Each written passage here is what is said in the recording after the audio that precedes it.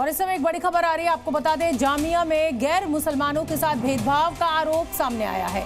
Students ने गैर मुस्लिम teaching staff के साथ भेदभाव करने की अब बात कही जा रही है, तो वहीं गैर मुस्लिम स्टूडेंट्स का आरोप है कि उनके साथ मारपीट की जा रही है। परीक्षा में फेल करने, तेजाब फेंकने की धमकी दी जा रही है, धार्मिक कमेंट किए जा रहे हैं, धर्मांतरण का दबाव बनाया जा रहा है, साथ ही हिंदू स्टाफ को भी परेशान किया जा रहा है। हालांकि इतने सालों के जामिया के इतिहास में ऐसे आरोप कभी लगे नहीं हैं, लेकिन अब ये आरोप लगाए जा रहे हैं, ये आरोप निकलकर सामने आए हैं।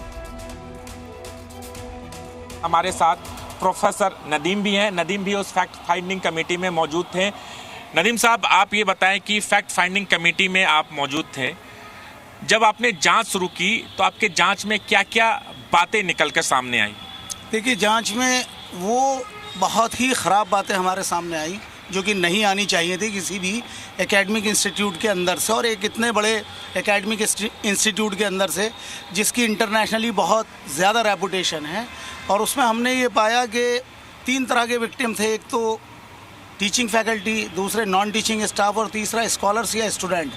तो तीनों ही तरह के पार्ट जो एकेडमिक इंस्टीट्यूट्स के होते हैं वो हमारे सामने आया, और बहुत लंबे टाइम तक हमारी ये मीटिंग चलती रही।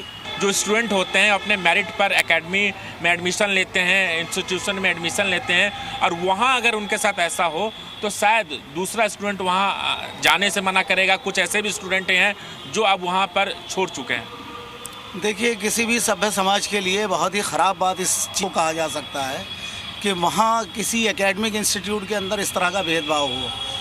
प्रायः हमारे पास जितने भी विक्टिम आते थे तो उसमें हिंदू कम्युनिटी से लोग होते थे, इवन क्रिश्चियन एक कैंडिडेट भी हमारे पास आए जो कमेटी के सामने पेश हुए, तो वो एसटी कैटेगरी से थे।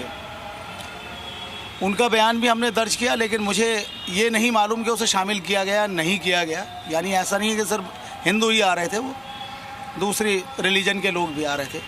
तो बेहद शर्मनाक और बेहद अफसोसनाक ये बात है, ऐसा नहीं होना चाहिए। अगर ये बात आधी भी सच है तो ये बहुत ख़राब बात है, और इसका विपरीत असर तो पड़ना ही है। देखिए, एकेडमिक इंस्टीट्यूशन जो होते हैं वो मुल्क की शान होते हैं, और उनके अंदर पढ़ने वाला स्टूडेंट मुल्क के लिए, समाज के लिए एक एसेट्स के तौर पर काम करता है, या वहाँ का टीचर भी एक एसेट्स ही है देश के लिए।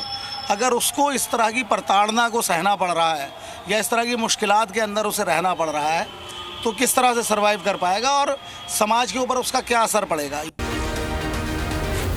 जी